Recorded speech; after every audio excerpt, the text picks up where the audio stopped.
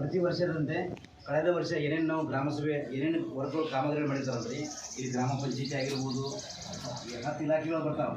Agriculture ಆಗಿರ್ಬೋದು, ರೇಷ್ಮೆ ಇಲಾಖೆ ಆಗಿರ್ಬೋದು, ಪಂಚಾಯತ್ ರಾಜ್ ಡಿಪಾರ್ಟ್ಮೆಂಟ್ ಆಗಿರ್ಬೋದು, ಗ್ರಾಮೀಣ ಕುಡಿಯುವ ನೀರಿನ ಇಲಾಖೆ ಆಗಿರ್ಬೋದು, ಎಲ್ಲ ಇಲಾಖೆಗಳು, ಅರಣ್ಯ ಇಲಾಖೆ, ತೋಟಗಾರಿಕೆ ಇಲಾಖೆ, ಎಲ್ಲ ಇಲಾಖೆ ಒಳಗೆ ಏನೇನು ಕೆಲಸ ಆಯಿತು ಅಂಥೇಳಿ ಜನರಿಗೆ ಕೆಲವರಿಗೆ ಗೊತ್ತಿರಲ್ಲ. ನಿಮ್ಮ ಹೊರಗಡೆ ಮಾಡ್ಕೊಂಡಿರ್ತಾರೆ, ಕೆಲವರಿಗೆ ಗೊತ್ತಿರ್ತಾರೆ, ಕೆಲವರಿಗೆ ಗೊತ್ತಿರಲ್ಲ. ಏನೇನು ಕೆಲಸಗಳು ಆಗಿರ್ತಾವೆ ಅಂತಕ್ಕಂಥದ್ದು ಇಲಾಖಾವಾರು ಜನರ ಮಧ್ಯೆ ಜನರ ಜೊತೆ ಚರ್ಚೆ ಮಾಡಲಿಕ್ಕೆ ಉದ್ದೇಶಕ್ಕೋಸ್ಕರ ಸರ್ಕಾರ, ಕೇಂದ್ರ ಸರ್ಕಾರ ಆಗಿರ್ಬೋದು, ರಾಜ್ಯ ಸರ್ಕಾರ ಆಗಿರ್ಬೋದು, ಒಂದು ವಾರ್ಷಿಕವಾಗಿ ವರ್ಷಕ್ಕೊಂದೊಂದು ಗ್ರಾಮಸಭೆ ಮಾಡಿದ್ರೆ ಆದೇಶ ಸರ್ಕಾರ ಆಗುತ್ತೆ. ಆ ಸರ್ಕಾರ ಆದೇಶದ ಅನ್ವಯ ಇವತ್ತಿನ ದಿನ ನಮ್ಮ ಗ್ರಾಮದಾಗ ಶ್ರೀ ಹನುಮಾನ್ ದೇವಸ್ಥಾನ ಆವರಣದಲ್ಲಿ ಗ್ರಾಮಸಭೆ ಕರೆದಿದ್ದೆವು. ಈ ಗ್ರಾಮಸಭೆಗೆ ಅಧ್ಯಕ್ಷರಾಗಿ ಗ್ರಾಮ ಪಂಚಾಯತ್ ಅಧ್ಯಕ್ಷರು ಹಾಗೂ ನಿಮ್ಮ ಗ್ರಾಮದವರೇ ಆದಂಥ ಗ್ರಾಮ ಪಂಚಾಯತ್ ಅಧ್ಯಕ್ಷರು ಶ್ರೀಮತಿ ಸುಮಂಗಲ ಕಲ್ಯಾಣಿ ಅವರು ಕಾರಣಾಂತರಗಳಿಂದ ಅನಾರೋಗ್ಯದ ಕಾರಣದಿಂದ ಅವರು ಯಜಮಾನರು ಬಂದಾರ. ಅವರಿಗೆ ತಮ್ಮೆಲ್ಲರ ಪರವಾಗಿ, ಗ್ರಾಮಸ್ಥರ ಪರವಾಗಿ, ಗ್ರಾಮ ಪಂಚಾಯತ್ ಪರವಾಗಿ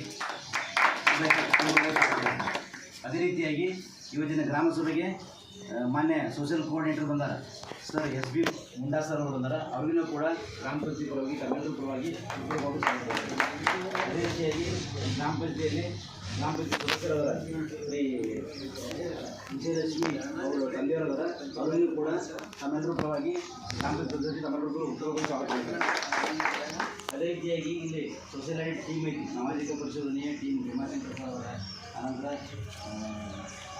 ಶ್ಯಾಮವರ, ಆಕಾಶವರ, ಅನಂತರ ಎಲ್ಲ ಸೋಷಿಯಲ್ ಟೀಮಿಗೆ ತಮ್ಮೆಲ್ಲರ ಪರವಾಗಿ ಸ್ವಾಗತ ಬೇಕು. ಇವತ್ತಿನ ಗ್ರಾಮಸಭೆ ಉದ್ದೇಶ ಏನಪ್ಪ ಅಂದರೆ ಕಳೆದ ವರ್ಷ ಏನೇನು ಕೆಲಸಗಳಾಗಬೇಕು, ಬೇರೆ ಬೇರೆ ಹಲವಾರು ಇಲಾಖೆಗಳಲ್ಲಿ ಆ ಇಲಾಖೆಯ ಕೆಲಸಗಳ ಕಾರ್ಯಕ್ರಮಗಳನ್ನು ಜನರ ಮಧ್ಯೆ ಇರುವುದೇ ತೋರಿಸಲಾಗಿದೆ. ಅದಕ್ಕೆ ಸಾಮಾಜಿಕ ಪರಿಶೋಧನೆ ದಯವಿಟ್ಟು ಈ ಗ್ರಾಮಸಭೆಯ ಉದ್ದೇಶ ನಾನು ಹೇಳಿದೆ, ಅದರ ಅನಿಸಿಕೆಗಳು ಮತ್ತು ಆಗುವುಗಳನ್ನು ಮಾನ್ಯ ಸರವರು ಅಥವಾ ಸರ್ನ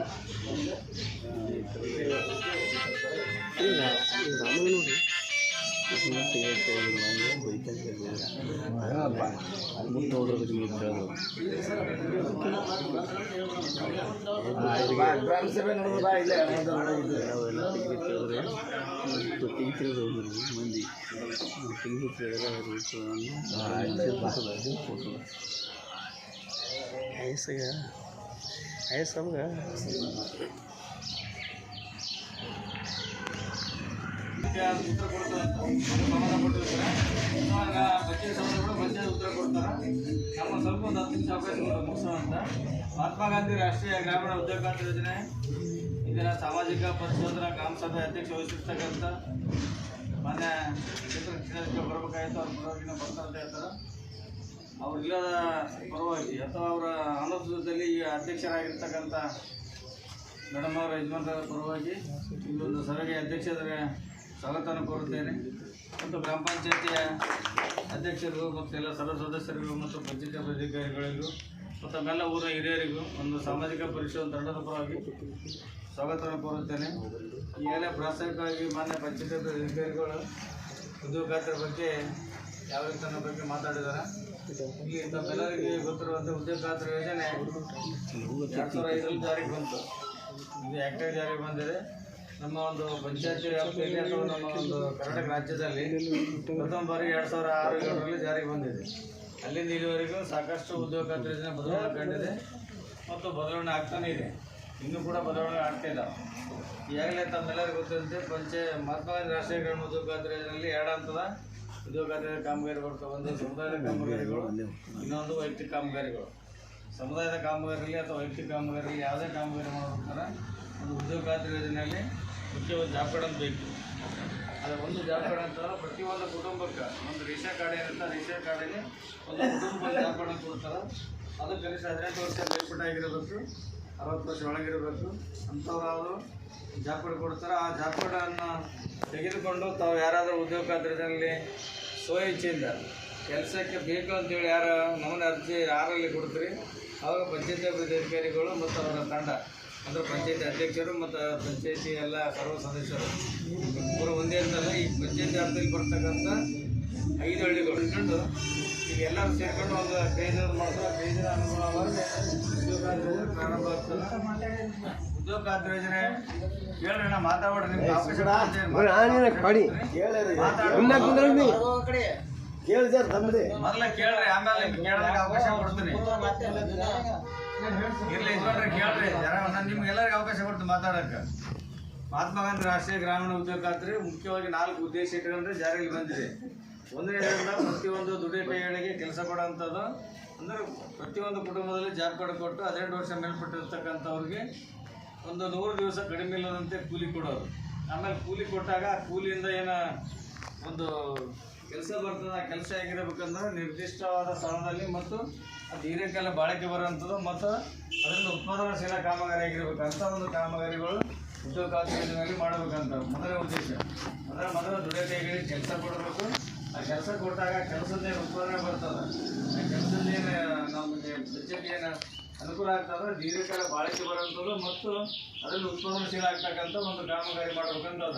ಅಂಥವು ಯಾವ್ದು ಬರ್ತವೆ ಅಂತಂದ್ರೆ ಉದಾಹರಣೆಗೆ ನಿಮ್ಮ ಊರಲ್ಲಿ ಯಾವ ಕೆರೆಗಳಿದ್ದೀರ, ಕೆರೆಗಳಂಥ ಕಾಮಗಾರಿಗಳು ಅಥವಾ ನಾರವಳಿ ಅಂತಂಥವು, ಅಥವಾ ನಿಮ್ಮೂರಲ್ಲಿ ನಿಮ್ಮ ಹೊಲಗಳಲ್ಲಿ ಬದುಗಳು ಆಗ್ತಕ್ಕಂಥ ಕಾಮಗಾರಿ, ಇವೆಲ್ಲ ಉತ್ಪಾದನಶೀಲ ಕಾಮಗಾರಿ ಆಗ್ತದೆ. ಯಾರು ಉತ್ಪಾದನಶೀಲ ಅಂತ ಹೆಂಗಂದ್ರೆ ಕೆರೆ ಇತ್ತಂದ್ರೆ ಕೆರೆ ಉಳು ತೆಗೆದ್ರೆ ಅಲ್ಲಿ ಆಳ ಆಗ್ತೈತೆ ಅಂದ್ರೆ ನೀರು ಇರ್ತದೆ.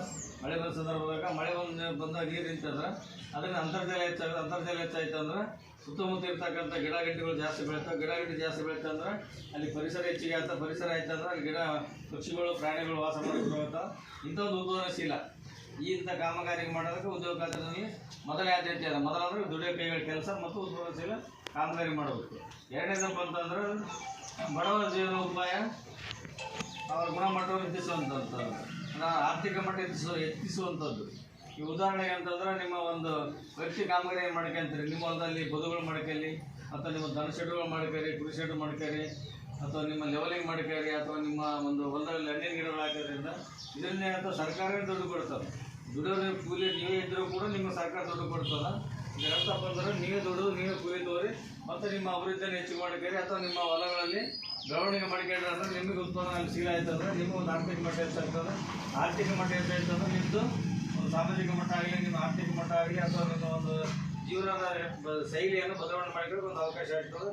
ಇದು ಎರಡನೇದು ಬರ್ತದೆ. ಇನ್ನೊಂದು ಮೂರನೇದು ಅವಕಾಶ ಅಂತಂದ್ರೆ ಪಂಚಾಯತ್ ರಾಜ್ ವ್ಯವಸ್ಥೆ ಬಲಪಡಿಸತಕ್ಕಂಥದ್ದು. ಪಂಚಾಯತ್ ರಾಜ್ ವ್ಯವಸ್ಥೆ ಬಲಪಡಿಸುವಂಥದ್ದು ಅಂದರೆ ಏನು ಉದಾಹರಣೆ ಹೇಳ್ಬೇಕಂದ್ರೆ ನಿಮ್ಮ ಊರಲ್ಲಿ ಅಥವಾ ನಿಮ್ಮೆಲ್ಲರಿಗೂ ಗೊತ್ತಿರುತ್ತೆ, ನಮ್ಮೆಲ್ಲ ಗೊತ್ತಿರುತ್ತೆ. ಪಂಚಾಯತ್ ಅಂದ್ರೆ ಏನದಂದ್ರೆ ನಮ್ಮೆಲ್ಲ ತಲೆ ಬಂದಿದೆ.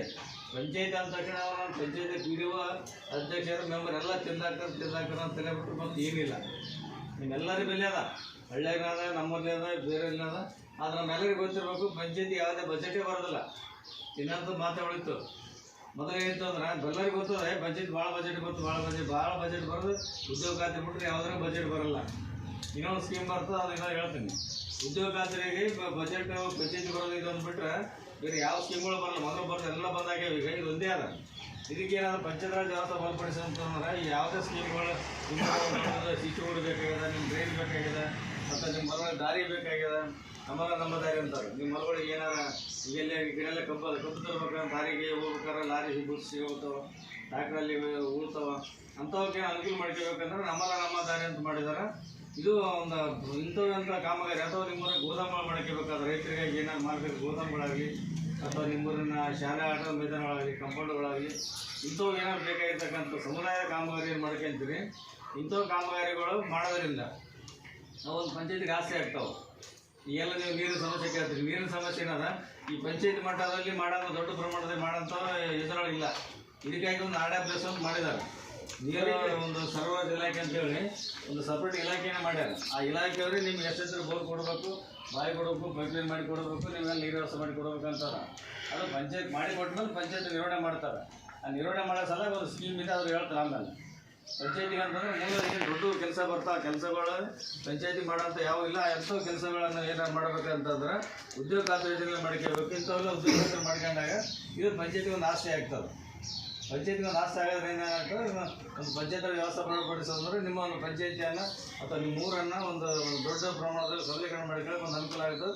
ಇದು ಪಂಚಾಯತ್ ರಾಜ್ ವ್ಯವಸ್ಥೆ. ನಾಲ್ಕನೇದು ಮುಖ್ಯ ಉದ್ದೇಶ ಏನಪ್ಪ ಅಂದ್ರೆ ಏನೆಲ್ಲ ಅದೆಲ್ಲರಿಗೂ ಗೊತ್ತು, ಸ್ವಸಹಾಯ ಸಂಘಗಳಿಗೆ ಜೀವನೋಪಾಯ ಮಟ್ಟವನ್ನು ಕೂಡ ಅವ್ರಿಗೆ ಹೆಚ್ಚು ಮಾಡೋಕ್ಕಾಗ ಉದ್ಯೋಗ ಖಾತ್ರಿಯಲ್ಲಿ ಭಾಳ ಮಹತ್ವದ ಕೆಲಸ ಕೊಟ್ಟಾರೆ.